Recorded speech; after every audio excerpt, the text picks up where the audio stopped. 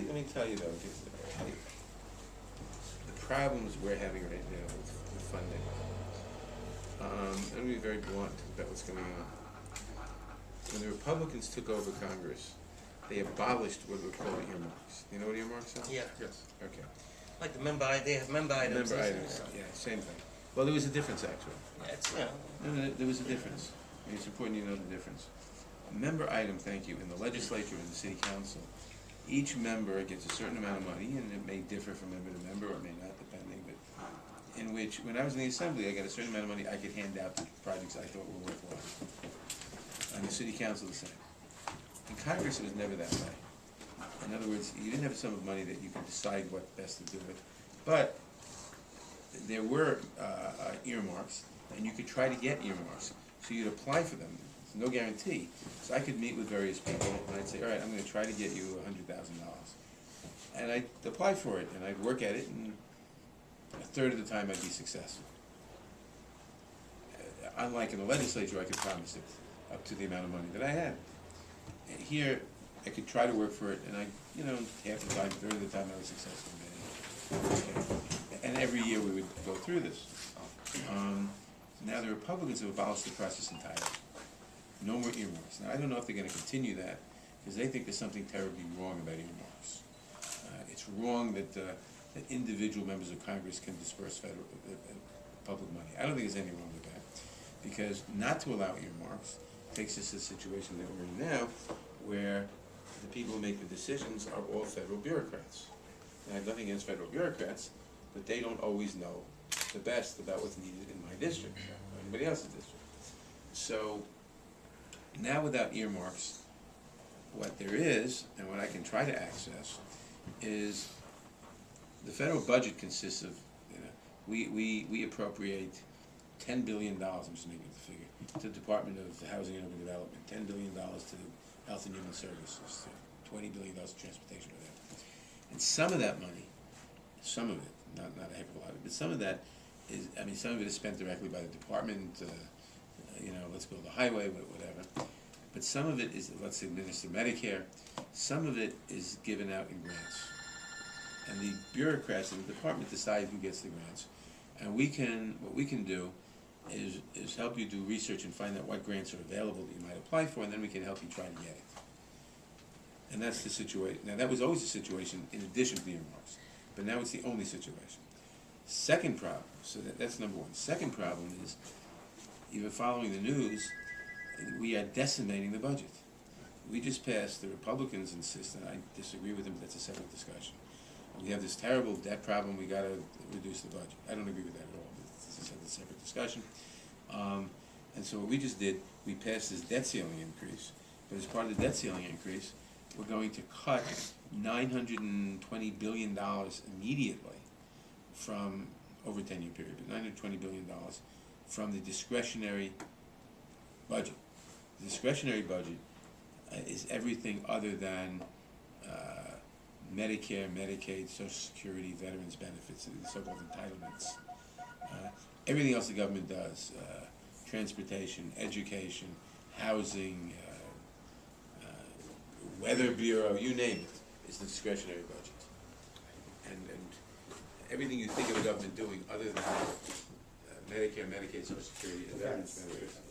Well, defense is technically discretionary too. We normally divide that into the defense discretionary and the non-defense discretionary. Discretionary simply means we have to appropriate it every year. If you're on Social Security, we don't have to appropriate the money. We enacted a program in 1935, amended it a number of times since. You pay into the program, and when you're 65, whatever it is, you're entitled to take out a certain amount of money based on the existing laws. So it's an entitlement because you're entitled to that under the law. Some people use the word entitlement as a pejorative, but again, you meet the requirements of the law, you get it. Medicare, you're 65 years old, you meet the requirements of the law, you're entitled to whatever Medicare gives you. Section 8 housing, discretionary. You may meet the requirements for Section 8 housing, but if there are a million people who meet the requirements and only 500,000 certificates, you get online. Right. And why the 500,000 certificates? Because that's the amount of money we appropriate. If you want more certificates, you appropriate more money. So that's discretionary. Anyway, the discretionary budget was just in $950 billion in cuts, and we set up this commission, which they have to appoint members to in 2 weeks, which by November 23rd has to recommend an additional $1.5 trillion in cuts, and not all discretionary though, this can be, but still heavy. And if the commission can't agree, and Congress, if the commission recommends by November 23rd, Congress can vote up or down by December 23rd, but can't amend it, only yes or no, exactly what they're recommending. And if the commission doesn't agree, and it's 12 members, maybe they'll split 6-6, they won't agree, need 7 votes.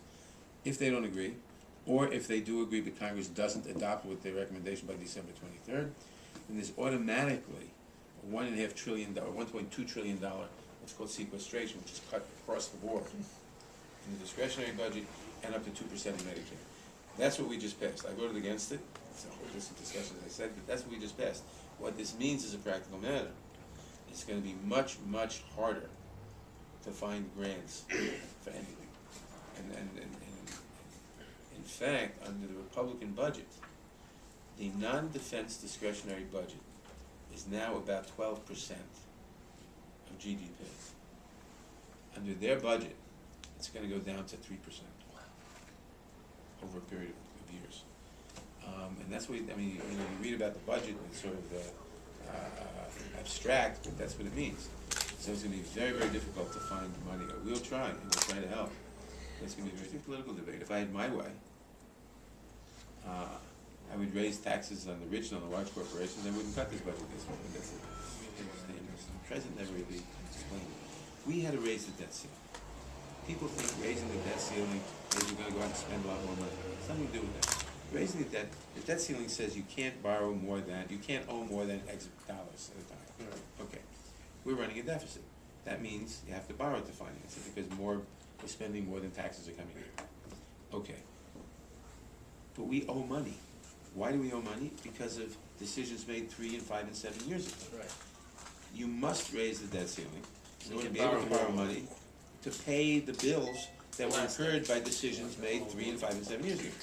Not to raise the debt ceiling is like going into an expensive restaurant, eating an expensive meal, getting the check, and then say, you know, I have too much money in my credit card, I don't think I'll pay the check. Well,